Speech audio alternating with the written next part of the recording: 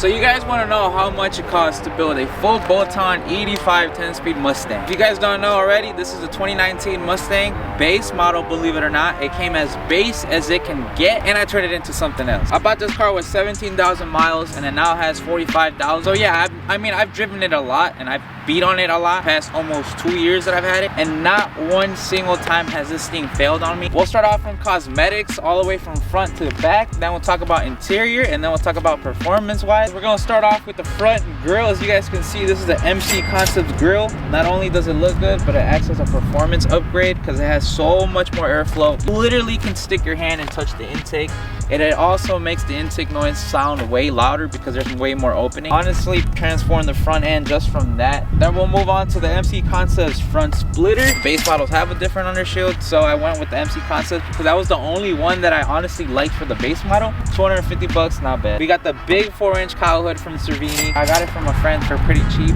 1100 for it. Not bad at all, considering that I didn't have to paint it, I didn't have to go through the struggle of delivery and all that stuff. I literally got it, picked it up, installed it in the car in 10 minutes. And it also acts as an upgrade for performance. Like, you can see all the heat coming out from the motor, and it also makes their engine sound way better because there's a big opening right there. It sounds crazy on the high RPM.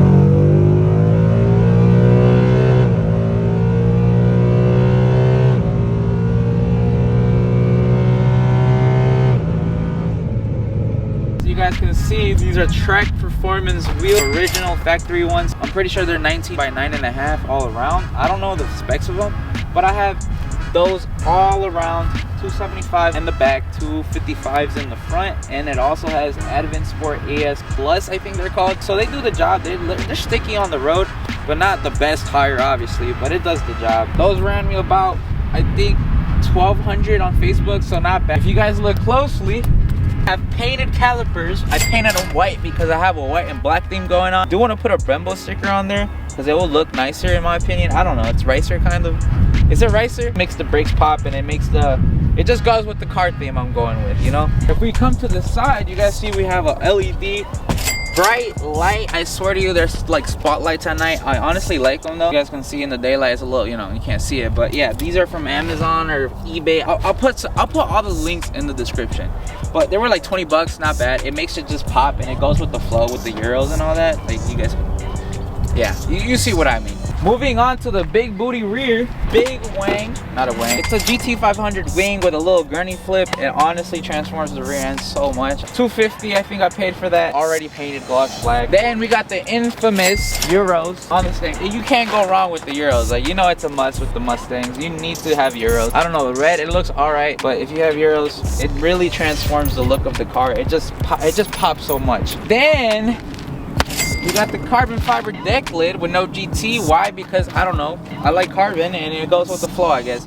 All right boys, so if you guys don't know, like I said, this was a base model, so the interior looked like literal a toy car. It looked like one of those Power Wheel toy cars, Jeep ones that had a crappy calculator screen on it. That's what this car looked like. I did not like that about this car, but I took it to my own hands. King 3 installed in here. I had to get it done. I bought it off Facebook Marketplace for $1,200. It is the Health Horse Performance one. I don't have the drive modes because I honestly don't care about that. Like, I'm tuned, it's whatever. Everything works like OEM. I have Apple CarPlay on there. It does everything like it's supposed to, basically. Then we added some carbon fiber pieces into the interior. Like I said, my dream car is a GT500, and the GT500s come with a carbon dash, so I had to make it look kind of like a GT500. So yeah, I'll link that below. Now, my favorite part about the interior is honestly the seat covers I got. These are the custom interior covers. I don't know what they're literally called, custom interior covers. They have a diamond stitching, it has a white and black theme, and they look amazing. They look OEM, they feel OEM. Honestly, you cannot tell these are covers. These ran me about $300 on Facebook Marketplace. I don't know if you guys can see that, but I also have a Pioneer 12-inch sub. Xavier Wolf always goes hard in this car. I don't know anything about sound systems, but all I know is it thumps. Get into the performance wise on this car. Starting off with the intake. Everyone knows we gotta have an intake. I know the stock intakes on these cars are really good already, but I don't know, I just went with the intake. I felt both, I felt all. This one feels the fastest. I know about the intake temps or whatever, but I do a lot of highway driving, so it works for me. If you're doing dig Mexico runs and hot, yeah, go for the closed box, but this works for me. It also sounds good. I'll show you guys a little clip. exhaust setup. We got cat deletes from 2M Fabrication. They're welded on, so they're kind of tricky. You got to go to a shop and do them. I couldn't do them myself. Running into the X pipe and then going into the stock mufflers. In the area I live and the way I drive, I think having mufflers is the best way to go. It's not quiet to any means.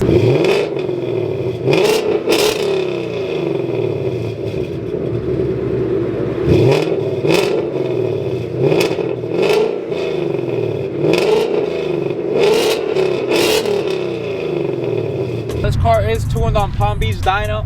This car has 2 tunes. I have Ortiz Performance and I have Palm Beach Dyno. I have no hate towards them.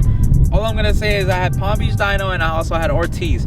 Palm Beach Dyno tune feels so much harder. I don't know what it is with the Ortiz Performance tune, but I think I have to re-data log that because it just runs like crap. I don't know what happened there. I probably had a bad batch of E. I don't know what it is. Palm Beach Dyno tune, way to go. That's all I'm gonna say.